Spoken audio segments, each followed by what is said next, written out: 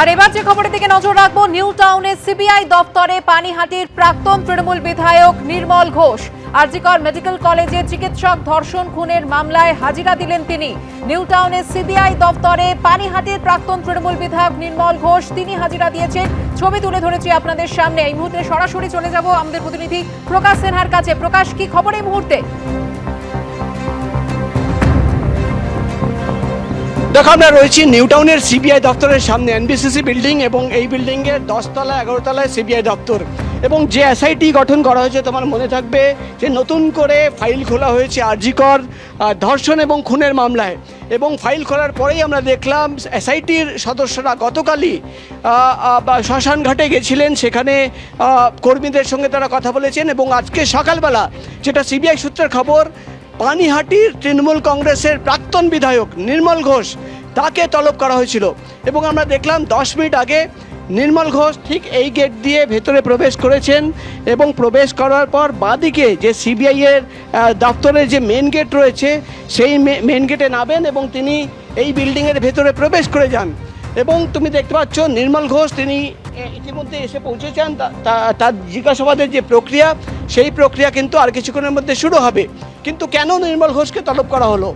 এসআইটির সদস্যরা যেটা জানাচ্ছেন বা সূত্রের খবর, যে তদন্ত করতে গিয়ে বারবার নির্মল ঘোষের নাম উঠে আসছে। এমনকি গতকাল শ্মশান ঘাটে যখন তারা যান, সেখানকার কর্মীরাও কিন্তু জানিয়েছেন সিবিআইয়ের গোয়েন্দাদের যে নির্মল ঘোষ সেই রাতে সেখানে ছিলেন। তাই প্রকাশ, কিছুক্ষণের মধ্যে জিজ্ঞাসাবাদের প্রক্রিয়া শুরু হতে চলেছে। ধন্যবাদ তোমাকে।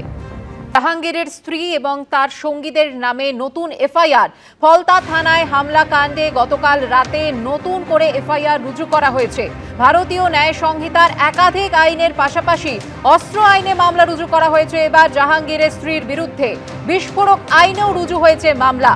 জাহাঙ্গীর খানের স্ত্রী এবং তার সঙ্গীদের নামে এবার নতুন এফআইআর। ফলতা থানায় হামলা কাণ্ডে গতকাল রাতে নতুন এফআইআর রুজু করা হয়েছে। কথা বলে নেব আমাদের প্রতিনিধি পার্থপ্রতিম ঘোষের সঙ্গে। পার্থপ্রতিম, দেখো, তুমি দেখেছিলে গত মঙ্গলবার দিন জাহাঙ্গীর খানের স্ত্রীর নেতৃত্বে একেবারে থানায় হামলা চালিয়ে জাহাঙ্গীর খানকে বের করে নিয়ে যাওয়ার চেষ্টা হয় সেই অভিযোগ ওঠে। এবং তার পরবর্তীকালে কেন্দ্রীয় বাহিনীকে অ্যাক্টিভ হয়ে দেখা যায়, পুলিশকে অ্যাক্টিভ হয়ে দেখা যায়। এবং সঙ্গে সঙ্গে এলাকা থেকে কে কোথায় পালাবে একেবারে পথ না পেয়ে কেউ হচ্ছে পুকুরে পর্যন্ত ঝাঁপ মেরে পালায়। এই ঘটনায় তুমি জানো যে গত পরশু দিনকে অর্থাৎ মঙ্গলবার দিন একটি অভিযোগ হয়। সেই অভিযোগের পরিপ্রেক্ষিতে গতকাল 10 জনকে গ্রেপ্তার করেছে, দুই মহিলা সহ। এবং গতকাল রাত্রিবেলা আরও একটি মামলা করেছে পুলিশ, এবং সেখানে হচ্ছে জাহাঙ্গীর খানের স্ত্রী সহ জাহাঙ্গীর খানের যারা অ্যাসোসিয়েট তাদের নামে মামলা হয়েছে। এবং সেক্ষেত্রে তারা যে মামলাটি করেছে, সেখানে জাহাঙ্গীর খানের স্ত্রীর নামে বিএনএস এর একাধিক ধারার পাশাপাশি হচ্ছে অস্ত্র আইনে মামলা হয়েছে। অন্যদিকে এক্সপ্লোসিভ সাবস্টেন্স অ্যাক্ট, যেটা যে বিস্ফোরক আইন, সেই বিস্ফোরক আইনেও কিন্তু মামলা হয়েছে। এবং যে বিষয়ে পুলিশ এই মামলা করেছে জানতে পেরেছি যে গত মঙ্গলবারের আগে একেবারে সোমবার দিন রাত্রেবেলা হচ্ছে জাহাঙ্গীর খানকে যে ছাড়িয়ে নিয়ে আসতে হবে, এইরকম একটা পূর্ব পরিকল্পনা হয়েছিল। এবং সেই পূর্ব পরিকল্পনাটি হচ্ছে ফলতার মল্লিকপুর বলে একটি জায়গা রয়েছে, সেই জায়গাতে।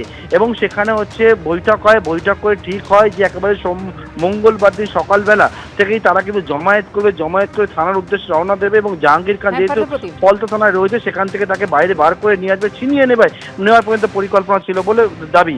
এবং সেইটাই পরে পুলিশ জানাচ্ছে যে জাহাঙ্গীর স্ত্রীর নামে অস্ত্র আইন, বিএনএস এর একাধিক ধারা পাশাপাশি বিস্ফোরক আইনও কিন্তু মামলা হয়েছে। তারা অস্ত্র এবং বিস্ফোরক নিয়েও বেরিয়েছিল বলে জানতে পেরেছে পুলিশ। ধন্যবাদ পার্থপ্রতিম। এবিপি আনন্দ, এগিয়ে থাকে, এগিয়ে রাখে।